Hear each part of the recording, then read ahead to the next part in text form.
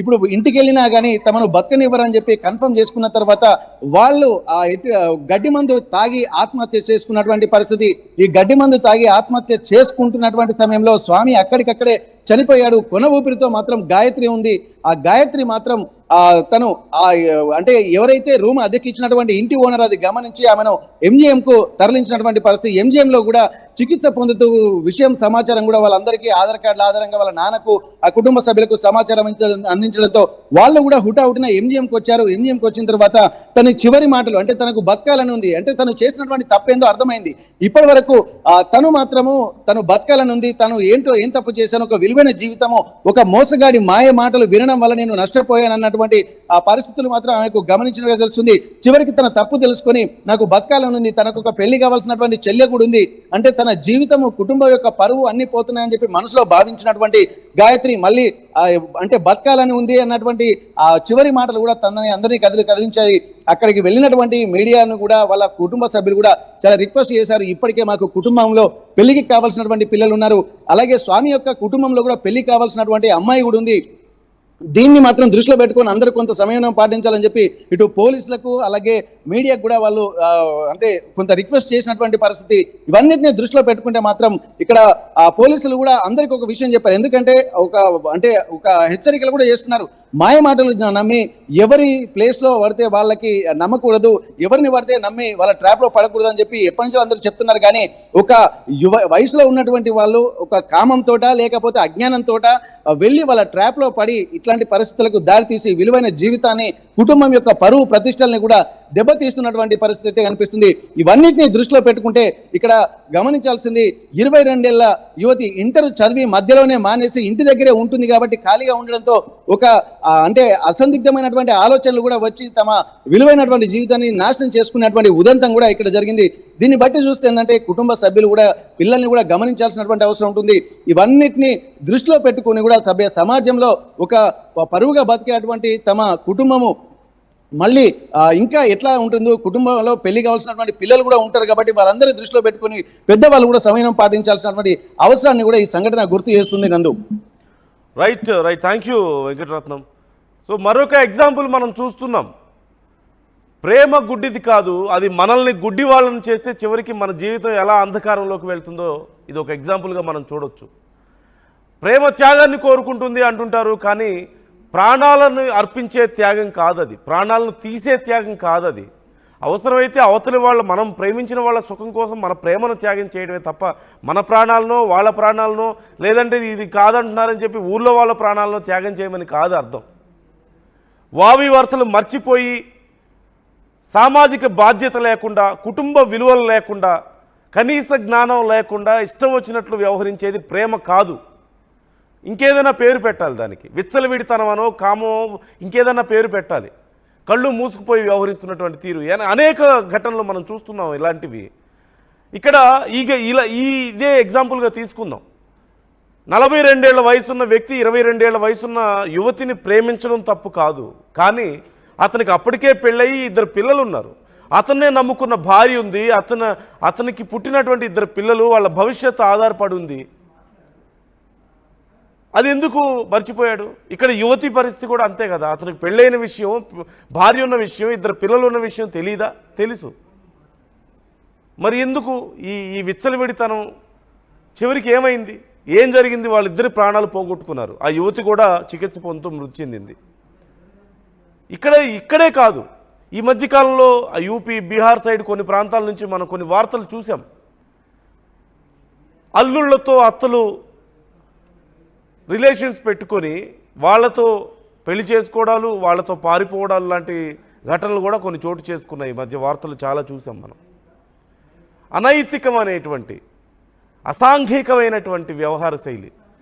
ప్రేమ అనే పేరుతో ఖచ్చితంగా తప్పే, ప్రేమించడం తప్పు కాదు, కానీ వావి వరుసలు మర్చిపోయి, మంచి చెడు మర్చిపోయి, విచక్షణ కోల్పోయి, సామాజిక బాధ్యత లేకుండా, ఫ్యామిలీలో ఉన్నటువంటి మన మీద ఆధారపడ్డ వాళ్ళ మీద కనీసం బాధ్యత లేకుండా వ్యవహరించడం మాత్రం ఖచ్చితంగా తప్పే.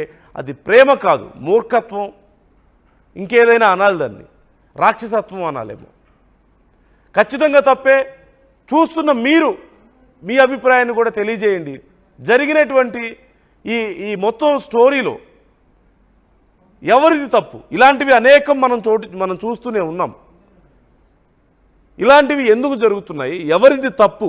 ఏం చేయాల్సిన అవసరం ఉంది ఇలాంటి విషయాల్లో? మీరు కూడా మీ కామెంట్ని తెలియజేయండి. ఆర్టీవీతో మీ అభిప్రాయాన్ని షేర్ చేసుకోండి.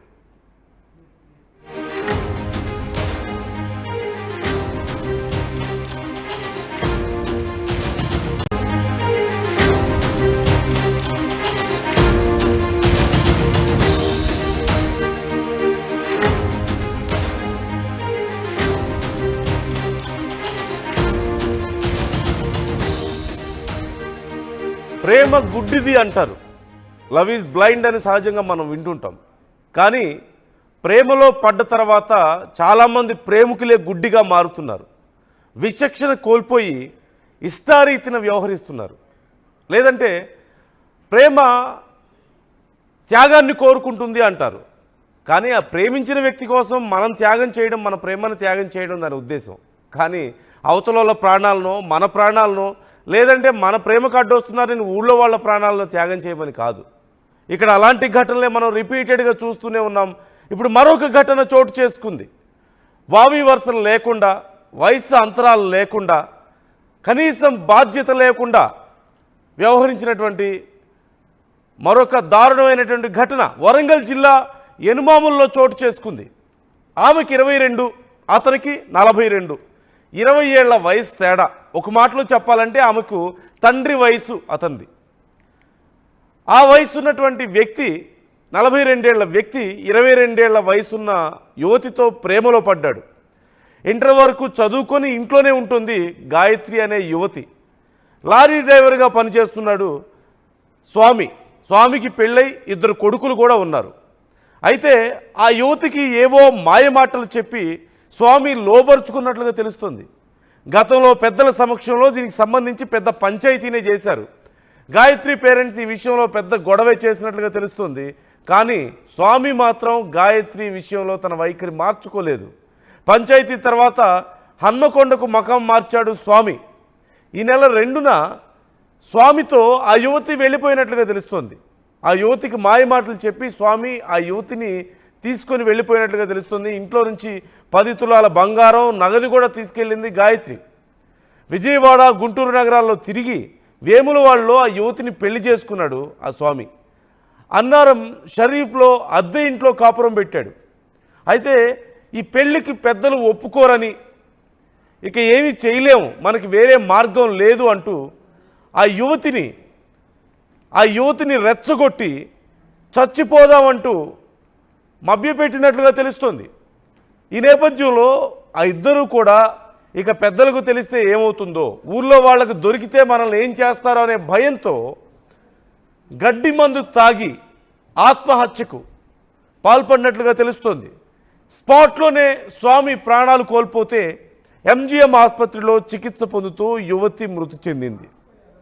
చూస్తున్నాంగా, ప్రేమ గుడ్డిది అనడం కంటే కూడా గుడ్డి వాళ్ళని చేస్తుంది అనడానికి ఇది ఒక ఉదాహరణ. ప్రేమ త్యాగాన్ని కోరుకుంటుంది అంటే ప్రాణం ఇవ్వడమో ప్రాణం తీయడమో త్యాగంగా భావిస్తున్నటువంటి మూర్ఖుల్ని మనం చూస్తున్నాం. ఇప్పుడు అలాంటి ఒక ఘటన చోటు చేసుకుంది. పెళ్ళైన వ్యక్తి 42 ఏళ్ల వయసు, 2 పిల్లలు కూడా ఉన్నారు. మరోవైపు గాయత్రి అనే యువతి 22 ఏళ్ల వయసు. వాళ్ళిద్దరికీ 20 ఏళ్ల తేడా వయసు ఉంది. అంటే తండ్రి వయసు అతనిది. పెళ్ళయి 2 పిల్లలు ఉన్నటువంటి వ్యక్తి ఇంటర్ చదువుకొని ఇంట్లో ఖాళీగా ఉన్న యువతితో ప్రేమలో పడ్డాడు. ఈ విషయం ఊర్లో తెలిసింది. యువతి పేరెంట్స్ పెద్ద పంచాయతీ పెట్టారు.